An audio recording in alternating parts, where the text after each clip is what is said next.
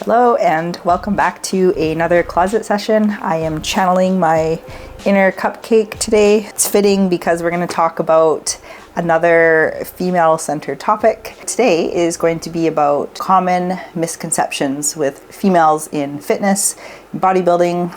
Once again, I am not an expert in any way.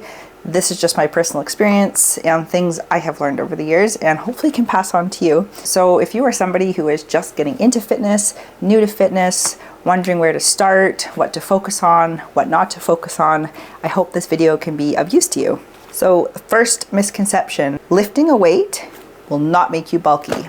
I promise you, you will not accidentally get jacked. This is something I hear all the time. I don't want to lift anything heavier than 5 pounds because I just don't want to get too muscular.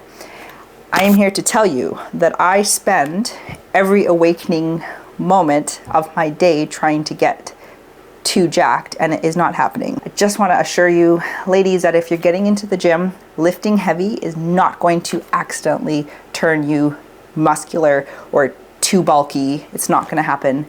Women that you see that look extremely muscular, these women dedicate most of their life to get to that point. So I just want to assure you that you will not accidentally become bulky. So lift that heavier weight. Just do it. Common misconception number 2, HIIT classes, boot camps, the weight tracks that you do in your cardio class, unfortunately, they're not going to build very much muscle. They're awesome for other reasons, mainly cardio, but they're not really going to build muscle. I myself, I know I used to do a lot of the boot camps and the HIIT classes. To be honest, I did them for like 10 years and I never really seen any muscular progression. So it's great for cardio. It can be great for a social outlet. It's a great way to have some activity in your day. But if you're looking to really build some muscle, really make some changes in your physique, unfortunately, just doing endless amounts of HIIT classes and boot camps is just not going to do it. Misconception number 3, there is no special diet. I'm gonna say that again. There is no special diet. There is no secret pill. There's no secret code for losing weight. Atkins diet, the cabbage diet, the soup diet, the grapefruit diet, keto diet, fasting, all of these things have one thing in common, and it's really simple. It's calorie deficit. As much as we want to have, the newest, latest, greatest diet, there isn't really any secret thing out there. Nothing except for calorie deficit is going to make you lose weight. I used to try different fad diets as well. I remember I would see something in the magazine at the checkout till and I would try it, and yeah, you'd lose a couple pounds here or there, but chances are it's not going to be something that's very sustainable, because who wants to eat cabbage for the rest of their life as your only meal, or soup? It's just not going to happen. So your best chances at losing weight is to stay in a calorie deficit using food that is real food that you're actually going to eat. The biggest thing with weight loss is just consistency over a long period of time. It's not glamorous, it's not really exciting.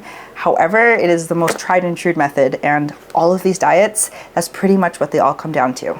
Common misconception 4. Anything that guarantees 20 pounds of weight loss, 50 pounds of weight loss in 1 month is a load of garbage. I'm just gonna say it.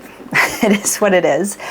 All you're doing is just losing water weight. Anytime you see something that promises or guarantees results in such a short amount of time, it's not sustainable, and it's not actually weight that you're losing. It's not possible to lose that much weight in that short of time. It takes time and it takes consistency, and that's just simply how it is. So anytime you see something too good to be true, it's too good to be true. And chances are you're just gonna add all of that water weight back and then some. Once again, consistency, whole foods, stay far, far away from these bizarre, way too good to be true diets. Common misconception 5, muscle confusion. So this was something I was definitely guilty of for many years. This desire to change up the program every week. I used to love having a different program, sometimes even every day. However, once I started with trainers and coaches 5 years ago, I learned very quickly that only is a disservice to you. Lifting weights is a skill like anything else. So the more we do a movement, the better we are going to become at that movement. And your muscles don't need a variation. In fact, working the same movement and adding weight, adding depth, adding more reps, that is how you're going to build muscle. You do not need to confuse your muscle. That'll only do a disservice to you. Just stick with one program and don't change it too often. I think a lot of us, when we start programs or we start with a coach, we kind of want that variety every other week. And I was like that too. However, once you realize that it's like a skill that you have to build on and you have to get better at, you'll start to really embrace doing the same exercise for a long period of time. And I promise you, you will see more results by sticking to the very similar movements over a long period of time. Common misconception 6. Women need different exercises than men. We do not. This one's pretty simple. We both have the same muscles. Our body is exactly the same. Yes, men can typically lift heavier than women. Sucks, but it's just the way it is. However, we do not need any different exercises than men. Just lift heavy, do the same exercise as your husband. Common misconception 7. Abs come from special crunches, core programs. I wish this was true, but it is not. Abs, sadly, will only come from being super lean. Yes, it is important to work our core and work our muscle just like anything else, but if you still have that layer of fat, no matter how many crunches you do or planks, it's just not gonna show. So if you do want abs, which I will add, really do not feel good to have, because when you're that lean, life really sucks. But if you really do want to have them, they are made in the kitchen. I know that's like a super annoying thing that our moms used to tell us, but it's true. Abs are made in the kitchen. If you want to see them, yes, keep some of the core exercises in your program, but you just need to be really lean. So lose the fat, you'll see the abs. Common misconception 8. Carbs are the devil. This couldn't be farther from the truth. Ladies, eat your carbs. It is what fuels your workouts. It is what fuels your day. They are what are going to make you have an amazing workout, function properly. They're going to give you the energy to chase the kids and clean the kitchen. And it's not the carbs that are making you gain weight. If you are gaining weight, it is probably not the carbs. It is probably just the fact that your overall calories are in surplus. Take a look at your diet. And if you want to be losing weight, it doesn't mean you have to be on a no carb diet. It just means you need to be burning more calories than you're putting in. Carbs can be so beneficial to your life, but please, ladies, carbs are not the devil. So my final common misconception, number 9, is cardio is the only way to achieve fat loss and a lean body. This is not true. I wish it was, but our bodies are incredibly efficient machines. The more cardio we do, the more our body adapts to it. Meaning, if you do an hour run every single day, at a very short period of time, your body's going to adapt to that, and you're going to have to start adding more cardio. It's going to start becoming an hour and a half and then 2 hours to see the same calories burned. However, something really cool about weightlifting is the more muscle you put on, the more calories your body is just going to burn just throughout the day. So whereas with cardio, you burn the calories only during the session, with weightlifting, you're burning calories far beyond the workout.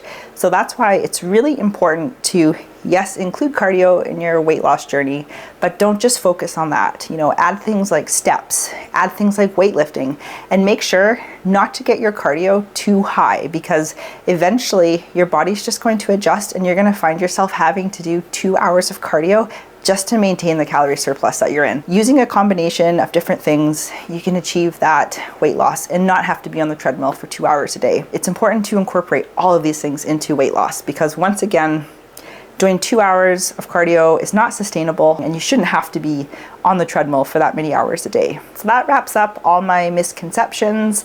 I hope this can offer a little bit of help in your fitness journey if you're just getting started, or if you're finding that you're stalling, needing some help. These are things that I also was guilty of for many years, and since learning them, it made the process of bodybuilding and weight loss so much more enjoyable, and it helped me to understand truly how to get to my goals. Thank you so much for watching the video, and once again, if you want to like, follow, subscribe, I'd really appreciate it. And if you have any other questions, especially female focused questions, send them over. I would love to talk about them. And I hope this has been helpful. Have a wonderful week, and ladies, pick up the heavier weights. Just do it.